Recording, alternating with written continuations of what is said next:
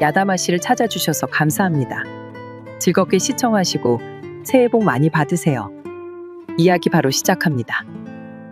조선 북방 국경 근처 함경도 인근의 작은 마을 산의 도안은 마을에서 가장 큰 주막을 운영하는 부모님과 함께 살았습니다. 그런데 마을에서 사는 사람들은 늘 불안에 떨었습니다. 바로 근처 마을을 침입하는 여진족 무리 때문이었습니다. 여진족은 오랫동안 농사가 적합하지 않은 벌판에서 생활했는데 이 때문에 자급자족하는 생활이 거의 불가능했습니다. 그렇게 여진족은 식량을 구하기 위해 조선 국경을 넘나들며 약탈을 일삼았고 국경 근처 백성들은 엄청난 피해를 보았습니다. 함경도 백성들은 언제 여진족이 침입할지 몰라 공포에 떨어야 했지요. 관청에서도 여진족 무리가 침입했다는 소식을 들으면 군사를 보냈지만 여진족은 기마병들을 이용하여 짧은 시간 안에 약탈을 마치고 사라졌기에 번번이 허탕만 쳤습니다. 그러던 어느 날이었습니다. 도하의 마을에 갑작스레 말발굽 소리가 들려왔습니다. 처음에는 멀리서 희미하게 들리던 소리가 점점 가까워졌습니다. 이내 수십 마리 말이 내달리는 소리로 변했고 그 뒤로 거친 함성이 들려왔습니다. 여진족이 마을에 쳐들어온 것입니다. 마을이 순식간에 아수라장이 되었습니다. 주막의 손님들은 자리에서 벌떡 일어났고 거리에서는 비명소리가 터져나왔습니다. 횃불을 든 여진족 기마대가 마을로 쏟아져 들어왔습니다. 어머니가 급히 작은 보따리를 챙겨 도하의 등에 매준 뒤 뒷문으로 내보냈고 도하는 어둠 속을 달렸습니다. 뒤에서는 쇠붙이가 부딪히는 소리, 비명소리, 물건이 부서지는 소리가 뒤섞여 들려왔습니다. 도하는 산비탈을 필사적으로 달려오르다 숨에 지친 나머지 잠시 멈춰 뒤를 보았습니다. 달빛 아래로 마을이 붉게 타오르고 있었습니다. 검은 연기가 달을 가렸고 사람들의 비명이 밤 공기를 가르고 있었습니다. 처참한 광경에 도하는 굳어졌지만 반드시 도망치라는 부모님의 말씀을 떠올리고 다시 도망치기 시작했습니다. 도하는 한참을 달리다 높은 바위 뒤에 몸을 숨기고 웅크렸습니다. 여진족의 함성과 말 울음소리가 한참을 이어졌다가 서서히 멀어졌습니다. 동이 트자 마을은 쥐 죽은 듯 조용했습니다. 마을은 폐허가 되어 있었고 도하의 주막은 완전히 불타 무너져 있었습니다. 도하는 잿더미가 된 주막 앞에 멍하니 서 있었습니다. 폐허가 된 마을에 한 사내가 나타났습니다. 그는 바로 은둥검객 운청이었습니다. 운청은 도하의 마을에서 조금 떨어진 옆마을에 살던 검술의 대가였습니다. 그는 젊은 시절 북방을 떠돌며 검술을 익힌 무인이었으나 지금은 이 마을 근처에 정착해 조용히 지내고 있었습니다. 그날 밤 여진족의 습격이 있었을 때 운청은 멀리 강 건너 다른 마을에 볼일을 보러 자리를 비웠던 상황이었죠. 소식을 듣고 서둘러 돌아왔지만 이미 마을은 잿더미가 되어 있었습니다. 자신이 마을에 없었던 그 짧은 시간에 이런 참사가 일어났다는 사실에 운청의 마음은 무거웠습니다. 그는 잿더미가 된 마을을 천천히 걸으며 생존자를 찾고 있었고 그때 그의 시선이 산 중턱에 홀로 앉아있는 도하에게 멈춰섰습니다. 새벽 서리를 맞으며 하늘을 바라보고 있는 사내의 모습이 그의 발걸음을 이끌었습니다. 운청이 다가가자 도하는 천천히 고개를 돌렸습니다. 그 순간 운청은 숨을 들이켰습니다. 도하의 눈동자는 가족을 잃은 사내의 눈동자라고 믿기 힘들었습니다. 도하의 눈에는 절망과 공포가 아닌 깊은 결의가 서려 있었습니다. 복수하고 싶으냐? 운청의 갑작스러운 물음에 도하가 천천히 고개를 저었습니다. 도하는 그의 옆구리에 검이 달려있는 것을 보고 물었습니다. 그들을 물리칠 수 있는 검술을 아시나요? 왜 검술을 배우고 싶은 것이냐? 복수를 하고 싶지도 않다면서. 도하는 잠시 침묵하다 입을 열었습니다. 그저 다시는 이런 일이 일어나지 않았으면 좋겠습니다. 제가 더 강했다면 부모님을, 마을을 지킬 수 있지 않았을까요? 도화의 말에는 어느 누구보다 사람을 지키고 싶다는 간절한 마음이 느껴졌습니다. 운청은 도화가 검술을 배운다면 훌륭한 인물이 될 거라는 생각이 들었습니다. 수십 년간 검을 다루며 익힌 그의 본능이 이를 말해주었지요. 강해지고 싶다면 내가 너를 가르치마. 도화의 눈이 커졌습니다. 하지만 그 길은 쉽지 않을 것이다. 검술은 단순히 남을 해치는 기술이 아니다. 너의 마음부터 다스릴 수 있어야 한다. 가르쳐 주신다면 어떤 어려움도 견디겠습니다. 운청은 도화의 눈빛에서 흔들림 없는 결심을 보았습니다. 그리고 도화를 자신의 집으로 데려갔습니다. 그날부터 도화는 운청의 제자가 되었습니다. 운청의 집은 도화의 옆마을 외곽에 있었습니다. 크지는 않았지만 두 사람이 살기엔 충분한 크기였고 옆에 연무장이 있었기에 검술을 연마하기에 최적의 장소처럼 보였습니다. 그곳에서 도화의 새로운 삶이 시작되었습니다. 운청은 처음부터 검술을 가르치지 않았습니다. 먼저 도화에게 검술에 매진하기 위한 집중력을 기르는 법을 알려주었습니다. 매일 이른 새벽, 운청은 도화에게 차가운 산골 물속에 들어가서 명상을 하게 했습니다. 도화는 살을 애는 듯한 차가움에 온몸이 떨렸지만 운청은 그 속에서 호흡을 고르게 하고 마음을 비우라고 가르쳤습니다. 도화는 점차 추위도 잊은 채 물소리와 새소리에 집중하는 법을 배웠고 자연과 하나 되는 느낌을 알아갔습니다. 운청은 도화의 놀라운 재능에 감탄했습니다. 보통 사람이라면 수년을 걸릴 과정을 도화는 반년 만에 터득했고 그의 집중력은 마치 숙련된 검객과도 같았습니다. 운청은 이제껏 본 적 없는 천부적인 재능이 도화에게서 피어나는 것을 보며 가슴이 벅차올랐습니다. 그 후 도화는 연무장에 자갈을 깔고 맨발로 균형을 유지하며 걷는 방법을 익혔습니다. 운청은 이 과정을 매우 강조했습니다. 검술의 기본은 발놀림에 있다. 내 마음처럼 발걸음도 흔들리지 않아야 한다. 보통 사람이라면 뾰족한 자갈들 덕분에 한 걸음씩 내딛는 것은 매우 고통스러웠죠. 자갈밭에서 균형 감각을 유지하는 것은 쉬운 일이 아니었습니다. 하지만 도화는 달랐습니다. 그의 균형 감각은 운청조차 감탄할 정도였습니다. 덕분에 짧은 시간 안에 이 과정을 마칠 수 있었죠. 해가 뜨면 도화는 무거운 돌을 안고 가파른 산길을 오르내렸습니다. 숨이 턱까지 차오르고 다리가 후들거려도 운청은 도화에게 호흡을 고르게 유지하라고 강조했습니다. 분노와 슬픔도 이 숨처럼 다스릴 수 있어야 한다. 내 감정이 격해질 때도 이렇게 고른 숨을 쉴 수 있어야 한다. 저녁이 되면 촛불 앞에 앉아 명상을 했습니다. 운청은 도화에게 촛불을 바라보며 마음속의 어둠을 밝히라고 했습니다. 내 마음속 어둠을 알아야 한다. 하지만 그 어둠에 잠식되어서는 안 된다.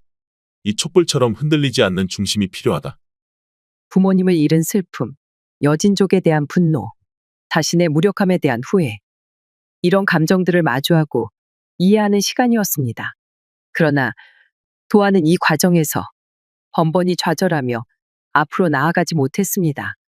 마음속 어둠을 들여다볼수록 그날의 습격이 떠올랐고 이를 잊으려 해보았지만 소용이 없었습니다.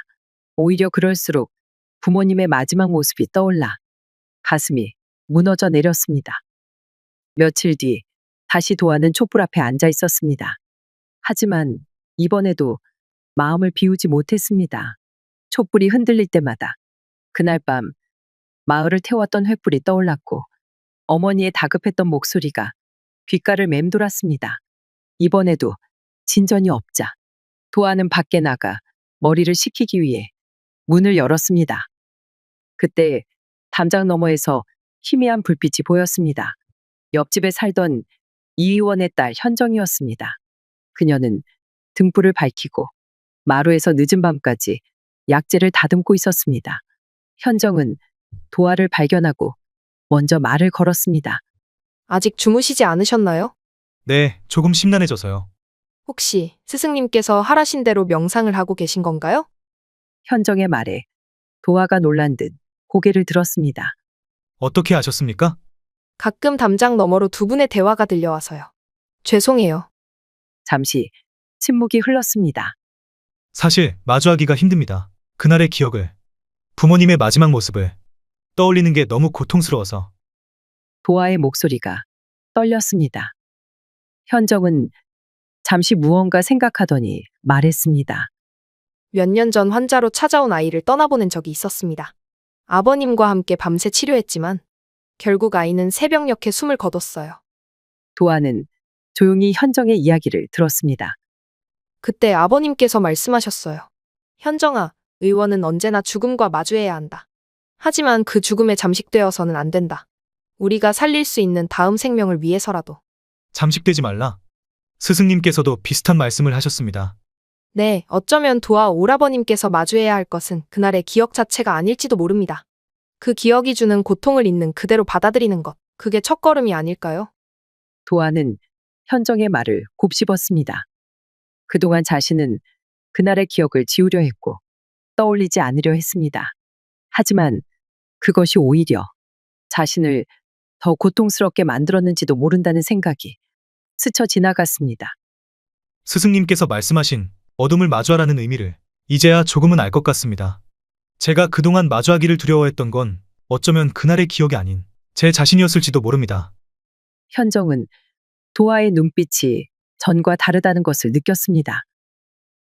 더 이상 혼란과 고통으로 가득 찬 눈빛이 아닌 깊이 있는 통찰이 깃든 눈빛이었습니다. 현정님께서 정말로 큰 깨달음을 주셨습니다. 도화의 진심 어린 고백에 현정의 얼굴이 붉어졌습니다. 저는 그저 제가 할 수 있는 일을 했을 뿐인데요. 도화는 빙그레 웃으며 담장 너머로 현정에게 악수를 청했고 두 사람의 손이 달빛 아래 환하게 빛났습니다. 다음 날 밤 도화는 다시 촛불 앞에 앉았습니다. 이번에는 달랐습니다. 천천히 자신의 마음을 가라앉히며 어둠 속을 바라보았습니다. 더 이상 부모님의 마지막 모습이 고통스럽게 떠오르지 않았습니다. 그들이 떠난 것을 비로소 마음속으로 인정할 수 있었죠. 그리고 그날 이후 도화는 더 이상 현정에 대한 마음을 부정하지 않기로 마음먹었습니다. 운청은 밤늦게까지 수련하는 도화의 모습을 보며 이런 변화를 눈치챘고 속으로 매우 감탄했습니다. 평범한 제자라면 10년은 걸릴 내면의 수련을 도화는 단 1년 만에 모두 이루어냈던 것입니다. 그의 정신력은 이미 젊은 시절 운청의 경지를 넘어서고 있었습니다. 다음 날 운청은 처음으로 도화에게 나무로 만든 연습용검을 건넸습니다. 이제 너의 몸과 마음이 검을 받아들일 준비가 되었구나. 그날부터 도화의 진정한 수련이 시작되었습니다. 검수를 배우기 시작하며 도화의 재능은 더욱더 두각을 나타냈습니다. 스승이 가르쳐준 검술 자세를 남들보다 몇 배는 빠르게 습득했고 이를 응용하여 다른 동작으로 연결시켰습니다. 눈이 무릎까지 쌓인 날에도 도화는 맨발로 연무장에 서서 검술 수련을 이어갔습니다. 발가락이 얼어붙는 것 같은 고통 속에서도 도화는 흐트러지지 않았습니다. 적을 이기려 하기 전에 추위를 이겨라. 고통을 이겨라. 그리고 너 자신을 이겨라. 운청이 가르쳐준 모든 검술의 자세를 완벽히 소화해내자 이제 매일 아침 운청은 도화와 함께 진검으로 실전에 서기 시작했습니다. 아침부터 저녁까지 쉴 새 없이 이어지는 수련회. 도화의 온몸은 멍이 들고 상처투성이가 되었습니다. 하지만 도화는 결코 불평하지 않았습니다. 매일 같이 검이 부딪히는 소리가 연무장에 울려 퍼졌습니다. 운청의 공격은 마치 폭풍우처럼 거셌고 도화는 필사적으로 이를 막아냈습니다. 얼마 지나지 않아 도화는 운청의 공격에 반격하기 시작했습니다. 점점 반격하는 시도가 늘어갔습니다. 한 걸음 한 걸음 앞으로 나아가며 검을 휘둘렀고 도아의 동작에는 더 이상 망설임이 없었습니다. 운청은 그의 실력에 매우 놀라며 전보다 진지하게 실전에 임했죠. 진검 수련을 시작한 지 몇 달이 지난 어느 저녁이었습니다. 그날도 강도 높은 훈련이 계속되고 있었고 도아와 운청은 수시팝을 주고받았죠. 그러나 순간 운청의 검이 도아의 어깨를 꽤 깊게 베고 말았습니다. 순간적인 고통에 도아의 표정이 일그러졌습니다. 운청은 순간 자신도 모르게 진심을 다해 검을 휘둘렀음을 깨달았습니다.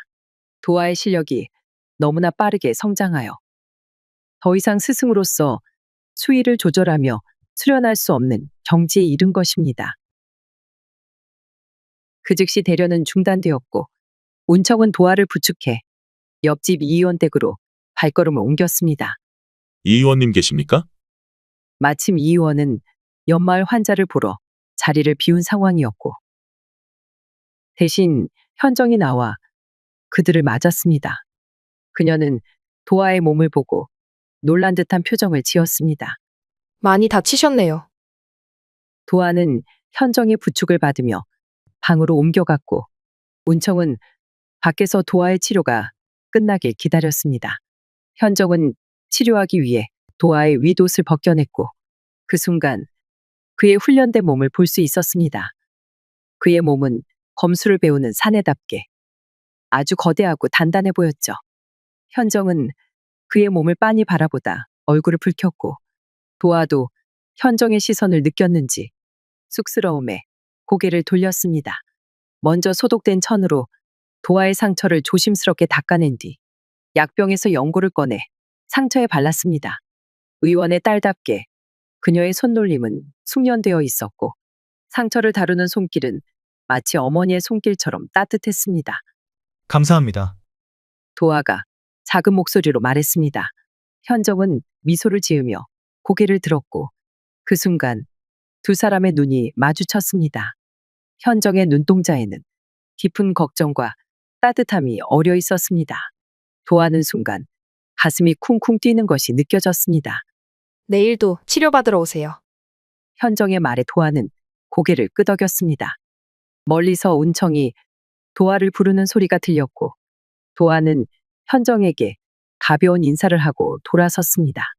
현정은 그의 뒷모습을 한참 동안 바라보았고 그녀의 눈빛에는 말하지 못한 마음이 담겨 있었습니다. 그 다음 날도 도아는 현정에게 치료를 받으러 찾아왔습니다. 때마침 이 의원도 왕진을 위해 자리를 비운 상황이었죠. 어제와 같이 도아는 윗옷을 벗었고 현정은 약재를 그의 어깨에 바르기 시작했습니다. 너무 험하게 수련하셔서 걱정이 됩니다. 도아는 다정한 그녀의 말에 설레기 시작했습니다. 그러면서도 한편으로는 늘 마음속에 품고 있던 의문을 그녀에게 물었죠. 왜 저를 늘 걱정하십니까? 단순히 환자를 보는 의원의 마음이십니까? 도아의 질문에 현정의 손길이 잠시 멈췄습니다. 그녀는 깊은 숨을 들이마시고는 천천히 고개를 들어 도아를 바라보았습니다. 단순히 의원의 마음이라면 이렇게 가슴이 떨리진 않을 터이지요. 현정의 눈에서 한 방울의 눈물이 흘러내렸습니다. 도아는 자신도 모르게 손을 뻗어 그 눈물을 닦아주었습니다. 매일 밤 오라버니가 험한 수련을 하고 돌아갈 때마다 제 마음도 함께 아팠습니다. 처음엔 저도 이 마음을 이해할 수 없었지만 현정의 목소리가 떨렸습니다. 이제는 알겠습니다. 제가 오라버니를 연모했나 봅니다. 도아의 눈이 크게 떠졌습니다. 그의 거친 손이 현정의 얼굴을 감쌌고 그들의 시선이 깊이 마주쳤습니다. 저도 처음 뵌 순간부터 당신이 제 마음에 들어왔습니다. 하지만 감히 말씀드릴 수 없었죠. 도아가 천천히 현정에게 다가갔습니다. 마침내 그들의 입술이 부드럽게 맞닿았습니다. 그날 둘은 서로 같은 마음인 것을 확인하며 행복한 시간을 보냈습니다. 도아가 상처를 회복하고 다시 수련에 집중할 무렵 마을에 불길한 소식이 전해졌습니다. 북방의 여진족 일부 무리가 마을을 침입해 약탈을 자행하고 있다는 것이었습니다. 소식을 전해 들은 마을 사람들의 얼굴에는 긴장감이 떠올랐고 특히 운청의 얼굴은 더욱 어두워졌습니다. 도아야, 이제 너가 배운 것을 써야 할 때가 올지도 모르겠구나. 도아는 묵묵히 고개를 끄덕였습니다. 그의 눈빛에는 더 이상 어린 시절의 두려움이 없었습니다. 두려움 대신 마을 사람들을 지키겠다는 단단한 결심이 서려 있었습니다. 그리고 얼마 지나지 않아 그 불길한 예감은 현실이 되었습니다. 며칠 뒤 한밤중 마을 어귀에서 말발굽 소리가 들려왔습니다. 처음에는 멀리서 희미하게 들리던 소리가 점점 가까워졌습니다. 이내 수십 마리 말이 내달리는 소리로 변했고 그 뒤로 거친 함성이 들려왔습니다. 운청이 먼저 마당으로 나섰습니다. 도아야, 때가 왔다. 도아는 스승의 뒤를 따랐습니다. 여진족 기마대는 두 갈래로 나뉘어 마을을 공격하기 시작했습니다. 횃불을 든 기마대의 모습이 달빛 아래 드러났습니다. 먼저 말해서 떨어뜨려야 합니다. 그래, 기마병의 약점은 말이다.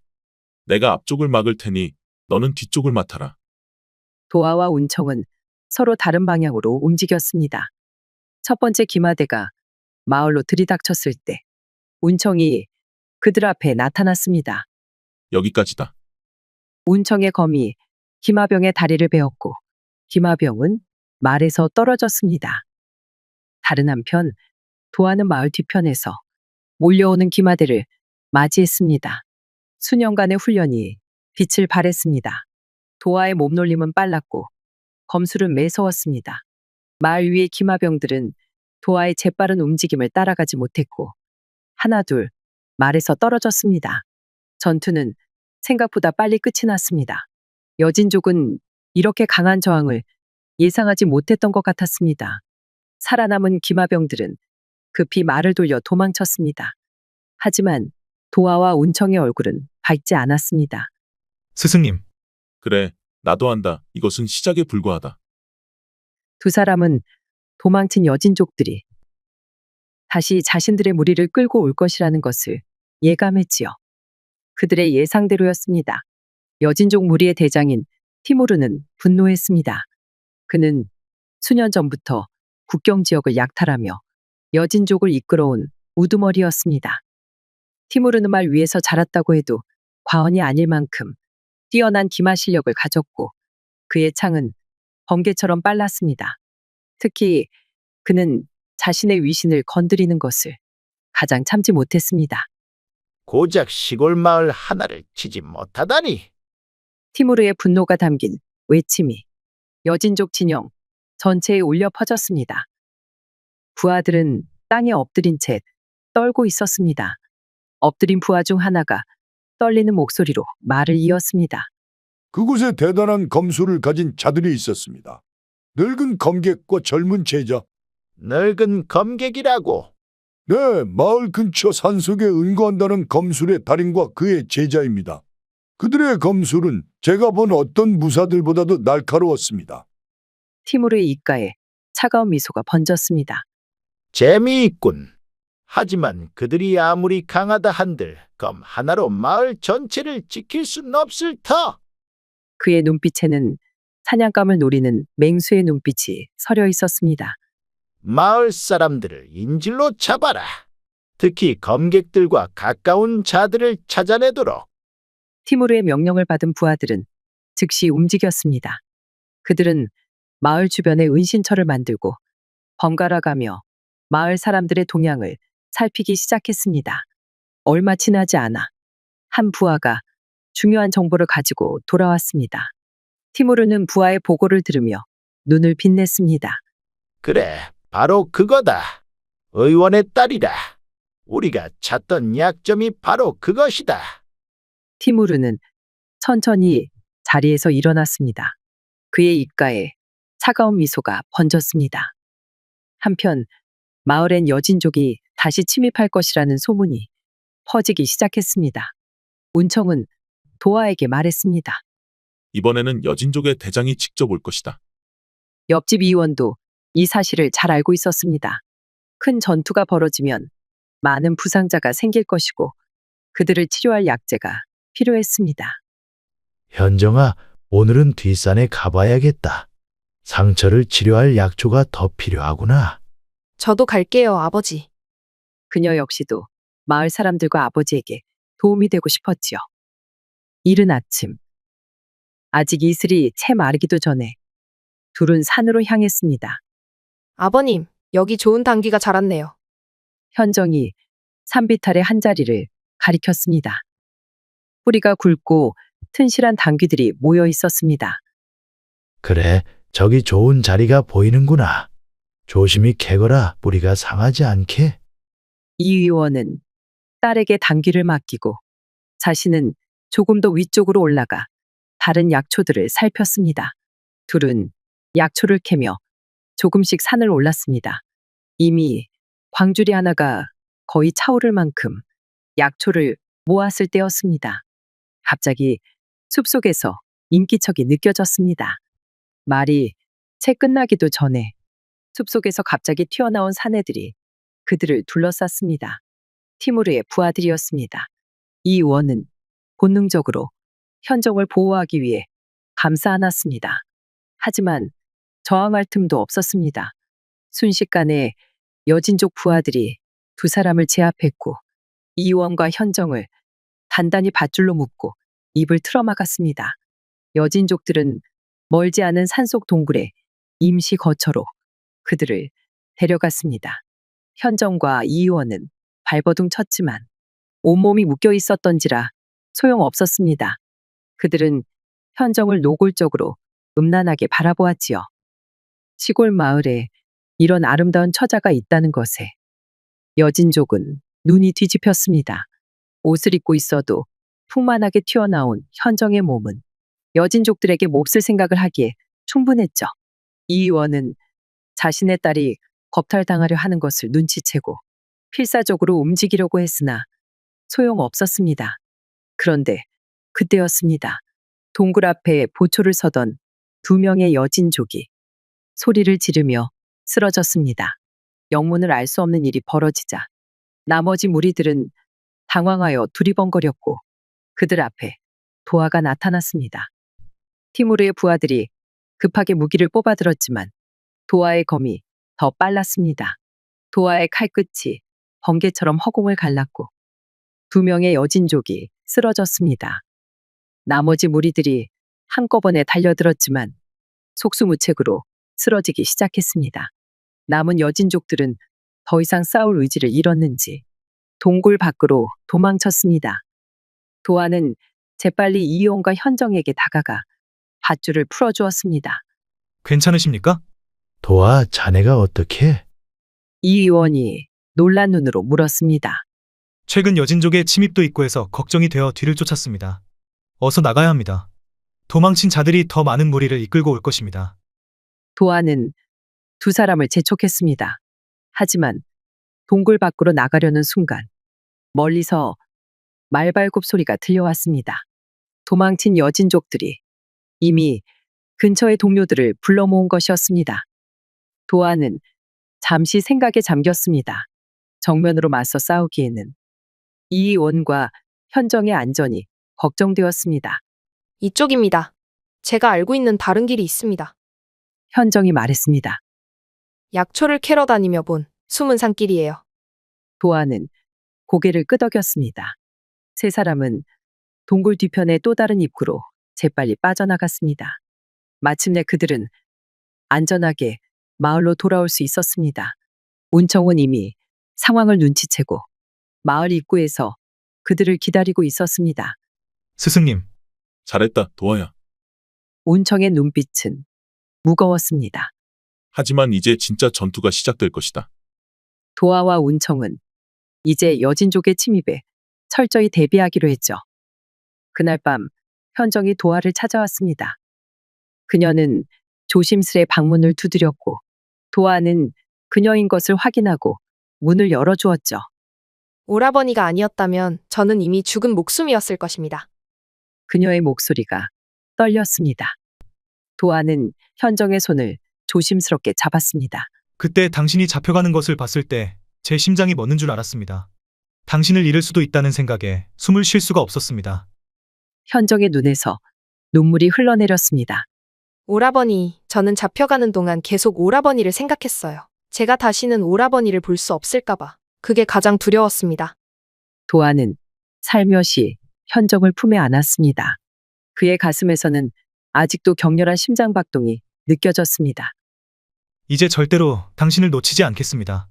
제 목숨을 걸고 당신을 지키겠습니다.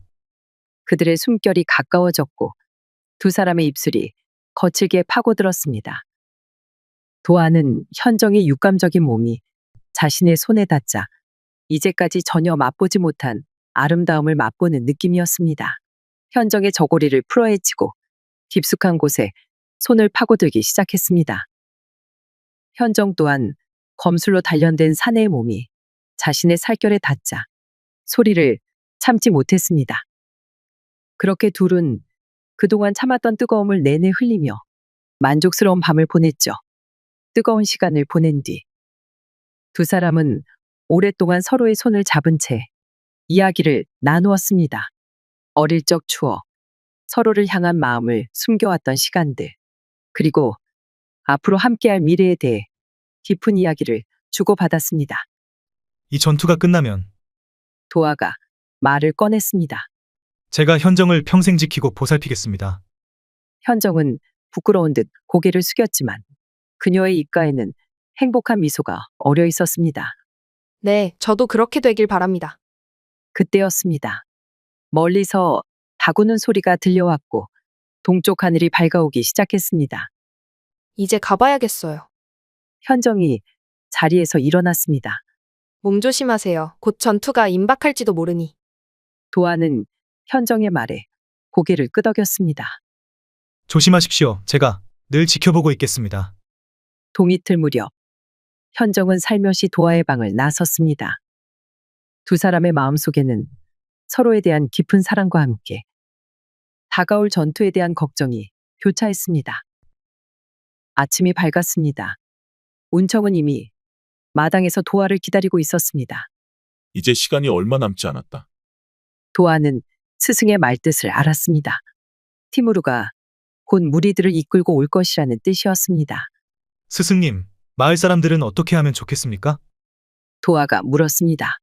이미 뒷산에 피난처를 마련해 두었다. 전투가 시작되면 그곳으로 피신시키도록 하자. 운청의 말에 모두가 고개를 끄덕였습니다.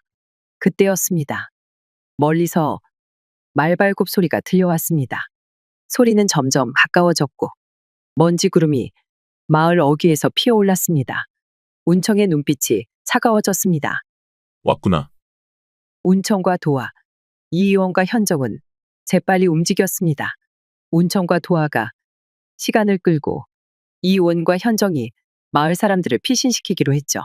여진족의 무리들이 먼지 구름을 일으키며 마을을 에워쌌습니다. 그들의 선봉에는 티무르가 있었습니다. 검은 갑옷을 입은 그의 모습은 마치 전장의 악귀와도 같았습니다. 니놈들이 내 부하들을 물리쳤다고. 티무르의 차가운 목소리가 울려 퍼졌습니다. 운청과 도하는 마을 입구에 나란히 서서 그들을 맞이했습니다. 그때 멀리서 말발굽 소리가 더 들려왔습니다. 관군이었습니다. 여진족의 침입을 염두하여 미리 운청이 관군의 지원군을 요청해 두었던 것이죠. 전투는 순식간에 시작되었습니다. 여진족 기마대가 돌진해 왔고 관군은 이에 맞서 진영을 갖추었습니다. 운청과 도하는 마을을 지키기 위해 최전선에 섰습니다. 도아야, 너가 배운 모든 것을 보여줄 때다. 운청의 말에 도하는 고개를 끄덕였습니다. 스승과 제자는 여진족의 침입을 막아내기 시작했습니다. 운청의 검은 번개처럼 빛났고 도하의 움직임은 바람처럼 빨랐습니다. 그들의 앞에 선 여진족들은 하나둘 쓰러져 갔습니다. 티무르는 분노에 차 직접 말을 몰며 달려들었습니다. 감히 내 앞을 막아선 것이 죽고 싶어 환장했구나. 티무르의 창이 도하를 향해 날아들었습니다. 도하는 재빠르게 몸을 피하며 티무르의 공격을 막아냈습니다. 티무르의 창과 도하의 검이 부딪힐 때마다 불꽃이 튀었고 주변의 전투마저 잠시 멈춘 듯 했습니다. 두 사람의 전투는 점점 더 치열해졌습니다. 하지만 도하는 흔들리지 않았습니다. 오히려 그의 움직임은 더욱 안정되어 갔습니다. 니놈이 감히! 티무르의 공격이 점점 더 거칠어졌습니다. 하지만 그만큼 빈틈도 커져갔지요. 마침내 결정적인 순간이 찾아왔습니다. 티무르가 창을 크게 휘두르는 순간 도하는 그 찰나의 빈틈을 놓치지 않았습니다. 번개처럼 빠른 검이 티무르의 목을 순식간에 베어버렸습니다. 순간 전장이 조용해졌습니다. 모든 이들의 시선이 쓰러진 티무르를 향했습니다. 티무르가 죽자 여진족 무리들 사이에서 동요가 일어났습니다. 그들은 순식간에 흩어지기 시작했고 관군이 재빨리 도망치는 이들을 추격했습니다. 해가 저물 무렵 전투는 완전히 끝이 났습니다. 여진족들은 모두 체포되어 압송되었습니다. 밤이 되자 마을은 축제 분위기에 휩싸였습니다. 주민들은 피난처에서 돌아와 크게 잔치를 벌였고 술과 음식이 풍성하게 오갔습니다. 기쁨의 눈물을 흘리는 사람들도 있었고 서로를 부둥켜 안고 웃는 이들도 있었습니다. 이 요원의 집 마당에서는 현정이 부상자들의 치료를 돕고 있었습니다.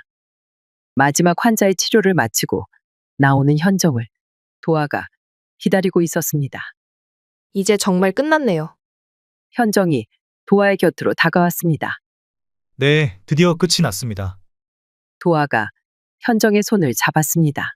그들은 말없이 달빛 마을의 평화로운 모습을 바라보았습니다.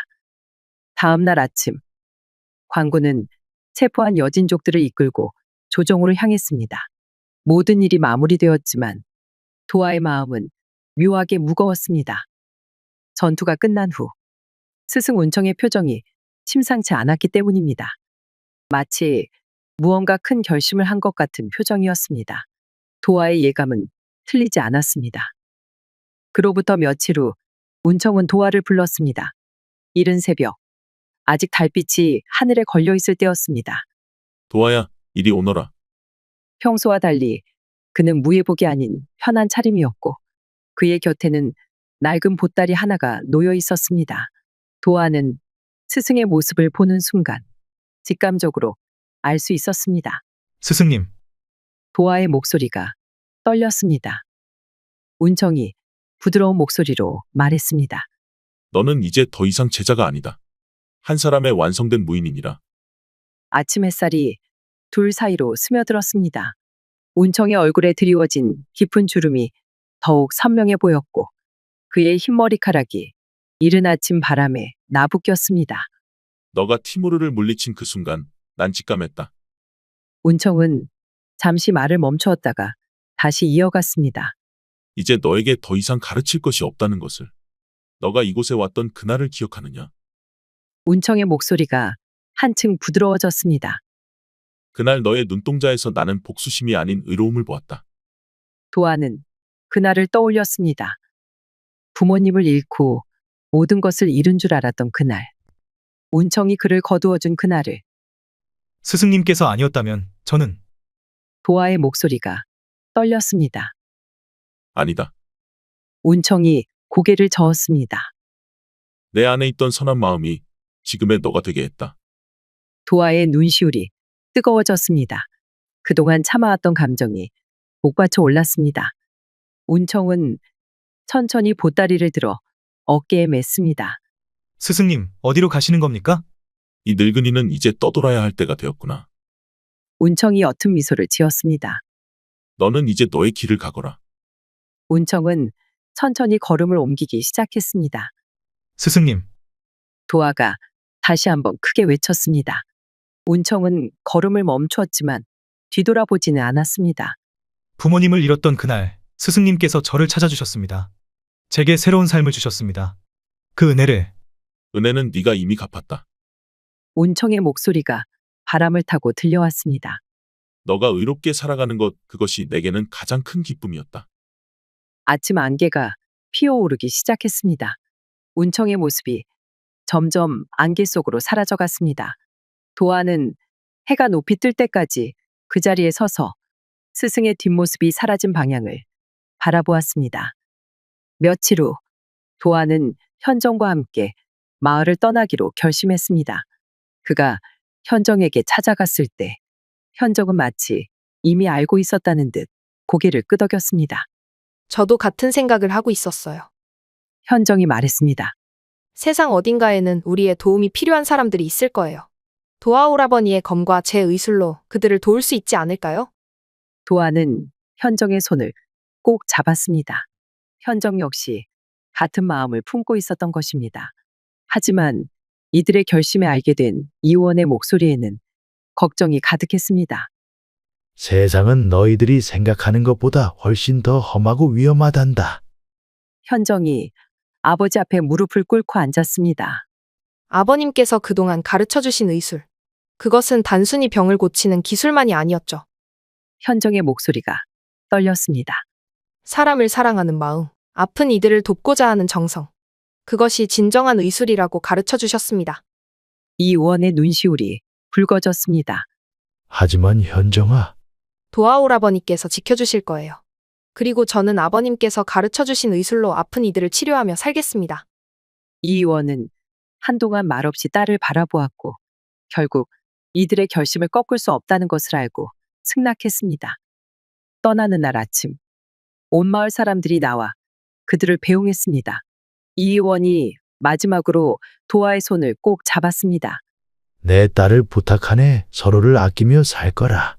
네, 제 목숨보다 소중히 현정을 지키고 보살피겠습니다. 아침 햇살이 밝게 비추는 가운데 두 사람은 마을을 떠나기 시작했습니다.